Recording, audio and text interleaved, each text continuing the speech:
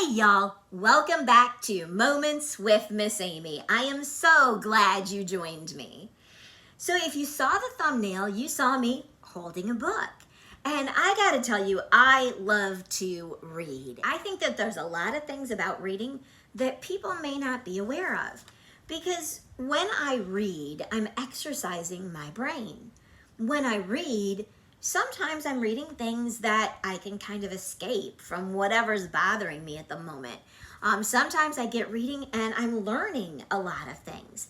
There's a lot of different avenues with reading. You don't have to just sit and read one specific book. If you get into a book and you're starting to read it and you're loving it and you want to keep going, great. But if you don't, unless it's something that's required for school or your job, you can stop. There's not like a requirement.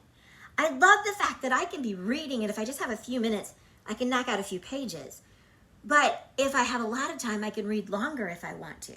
It's not something that, oh shoot, I have to set out a specific exact time to be able to do. No, I can have a book with me anywhere I go. In fact, for a while, back before phones gave us the ability to be able to read anywhere and everywhere, I would carry a book with me if I was out and about and doing things, because if I had a few minutes here or a few minutes there and I was waiting on somebody, I could always grab a book and open my book and read. Now, I love to read personal development stuff. I'm really into that. You guys probably already know if you know me. And so there's certain things with personal development reading, when you're doing it, that you end up finding yourself applying that information and learning and growing, which I'm so into that, and I'm sure you know about that with me as well. But one of the things that I realized was that we're actually kind of encouraged to read, even in the Bible. So today's scripture that I'm going to share with you, I'm going to tell you a little bit as I go into the scripture about what I learned. So I generally like to read the New King James Version in the Bible. I don't know why, it's just something I'm relatively comfortable with. But I'm learning to check out other versions, okay? But here it is in the New King James Version. And of course, you guys know me, I've got it written down. It's Proverbs 18:15. And it says, "The heart of the prudent acquires knowledge, and the ears of wise seeks knowledge." Now, first of all, some of those words are not things that we actually use all the time right now. And I think that's probably why some people don't like the King James Version, which gets into adding a TH on the end of words, which we don't talk like that at all anymore. That was way back in the day. But the New King James Version still sometimes uses words we don't generally use. So, first of all, let me explain prudent. When I looked this up on my phone, I was like, I thought that I knew what prudent was, but when I looked it up and I saw the wording, I'm like, oh dang, thinking of how it related to the scripture, right? So prudent is acting with or showing care and thought for the future. So if you think about it, anytime that you're out there doing something, go green, right? And trying to make sure that we're recycling or whatever, we're actually being prudent. We are acting with care and thought for the future. Cool, right? And then the other one is acquire, which of course I knew to buy or obtain. And I guess I kind of knew, but it really didn't click in that it also means to learn or develop skill, habits, and qualities. Okay, so now if we take that, we could go back in and try to work on it on our own. But here was the thing I did. I went on to BibleGateway.com and I was able to go in, and there was a drop-down menu, and I could click on it and I could check out different versions of scripture to get different writing, to get it translated in a different way. So here it is in the New Living Translation version. A little bit more understandable reading, okay? It says, same scripture, y'all. It says, intelligent people are always ready to learn. Their ears are open for knowledge. Okay, so that's pretty cool, right? It took our scripture that we had read. There was heavier words we don't often read, and it made it a little bit more understandable. But now listen to this one. I like this one. This one, I read this, I'm like, oh yeah, okay? So this is the Contemporary English Version. So, in the Contemporary English Version, the same exact scripture, which was 2 lines, bigger words, all that kind of jazz, now we've got it everyone with good sense wants to learn. I'm like, yes, exactly. That's the thing. And so I'm looking and I'm reading that and I'm thinking, the Bible, so God is telling me if I've got good sense, I want to learn. And you know what? I do. I love it.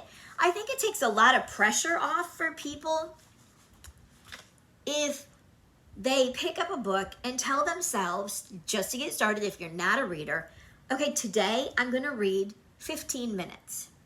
Okay? And I'm going to start that habit. So I'm going to acquire it, right? Okay. And so every day I'm going to read for 15 minutes. Well, if we start doing that, it's funny how quickly we end up reading a book.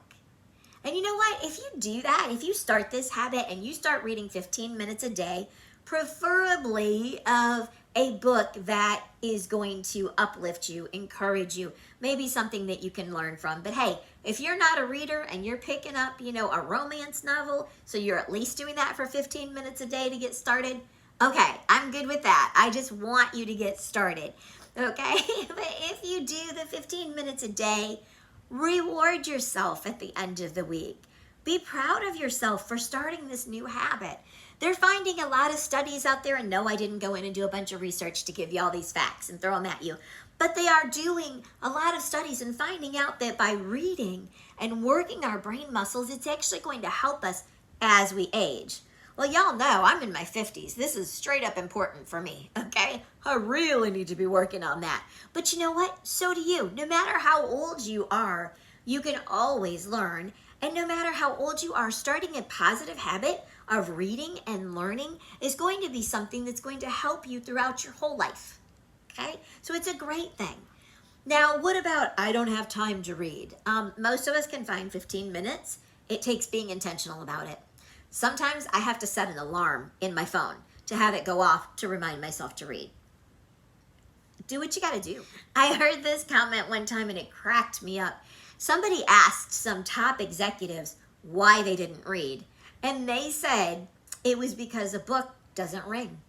If your phone goes off either with a message or a phone call or a reminder, you pay attention to that. But if your book's laying there and it's all quiet, just sitting there, chances are it's easy to forget. So that's why creating that habit and getting used to it and getting started with it is the best way to change your life in reading. Now, what do I mean by changing your life? Well, let me tell you, just by reading, and especially reading positive self-help books, the Bible, anything educational in something that you can get into and enjoy, okay? Those types of readings. And I know you may not start right off enjoying it, and that's okay. But these types of things where you're actually working your brain like that, you're going to increase your vocabulary. I know myself with personal and self-help information, my whole life has changed because of that. I watch how I handle things and what I do differently in my life compared to what I would have done if I didn't have that knowledge that I wisely seeked to learn to do something different in my life. A couple of my friends and I were sitting yesterday and we were playing a game of Yahtzee, and we were just kind of chatting and talking. And as we talked about some of the things that we were going through and I listened to my friends, I was able to, from what I've learned in my self-help, be able to understand a little bit more from where they were coming from and actually be able to give a couple of suggestions and insights for them to be able to help manage some things that they were going through. But also, I was able to relate to them more because I could see where they were coming from just because of things that I had read and learned and been able to learn how to observe in someone and be able to understand a little bit more about them and their personality. It's amazing what you can learn in a book. And a couple of them that I have definitely enjoyed. One of them I'm currently doing. And let me talk to you about this. I'm doing this book on Audible. Now, this is not an advertisement for Audible, and I'm not going to get a kickback, although that would be really cool. But I'm listening to The Power of Habit by Charles Duhigg on Audible. Now, why am I listening to a book instead of reading a book? Well, because honestly, like I said, I really enjoy reading so much that even if there's times that I can't like pick up a book and read it. I don't know why, but they generally frown on that when I'm driving. So instead, I can actually have Audible reading the book out loud to me. One thing that I've learned from one of my mentors is that I can actually take my Audible book and I can turn the speed up a little bit and listen to it a little bit faster. As you can tell, I talk faster. I have to be intentional to talk a little slower so that you can clearly understand me. But my mind also likes to read fast. So if I get an Audible going and they're speaking a little bit slower as they read to me, I get distracted. My mind is often gone somewhere. All of a sudden I'm like, oh, I was listening to that book. Yikes. What were they talking about?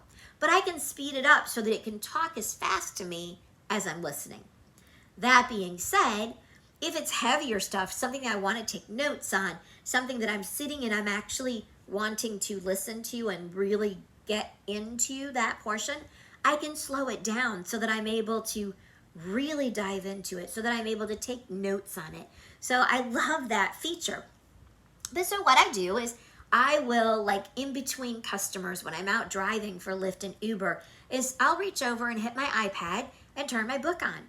And so the narrator will be reading me this book for the 15 minutes or whatever as I'm going to pick up someone. So I'm kind of multitasking. I'm driving, but I'm able to hear what's going on and be learning.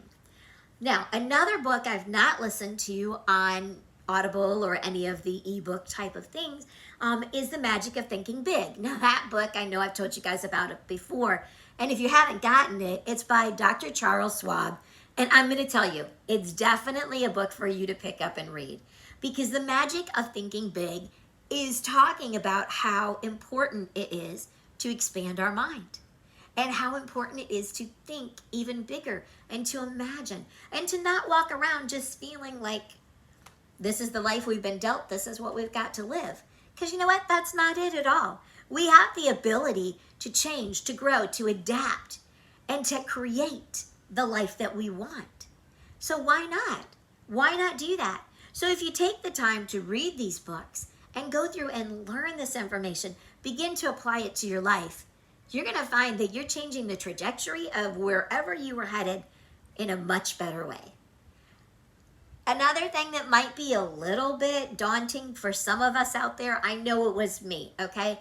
I am old school, right? And so originally when I was taught to take my book and actually if I've got a physical copy, or now you can do it with the ebooks, but I was taught to take a highlighter and highlight areas that really caught my attention or underline it. Now these are generally in self-help, leadership, and financial information books that I've been encouraged to do this. And of course, also the Bible. What? Yeah, that I think was like my hardest one, was to start writing in my Bible. Because for me, that was just really hard to do. But once I started doing this, I found how amazing it was because I was actually interacting in my book. And if I picked it back up again later on, I could see notes that I had written on the side, or I could see what I underlined, and I might realize that, wow, that really impacted me, and I've seen where I've actually applied that in my life. That's really fun. Okay, so these are just some suggestions for you. I just wanted to kind of point out just the value of reading and how it can change so many things. Your vocabulary, as I said, can definitely grow. I love to play Scrabble, so it's really amazing sometimes how some of these words pop into my head because it's something that I've read. So these are just some suggestions I have for you. If you're already a reader, all right, good for you. What's your favorite book? Jot it for me in the comments. I would love to know. And I am all up for suggestions for books, so please make sure you do that. And then too, if you're not already a reader, come on, join us. I know you'll love it. And I just want to tell you that every little step you take, even if it's taken today 5 minutes to read, that's still a step in the right direction. So I hope that I've encouraged you. I hope that the information that I've shared has made you stop and think a little bit about how you could open up your world a little bit with reading. So I want to thank you for joining me. Please make sure that you hit like, leave a comment, subscribe if you haven't already. Don't forget to click that bell so you know when another video drops. And I want to thank you so much for joining me for Moments with Miss Amy.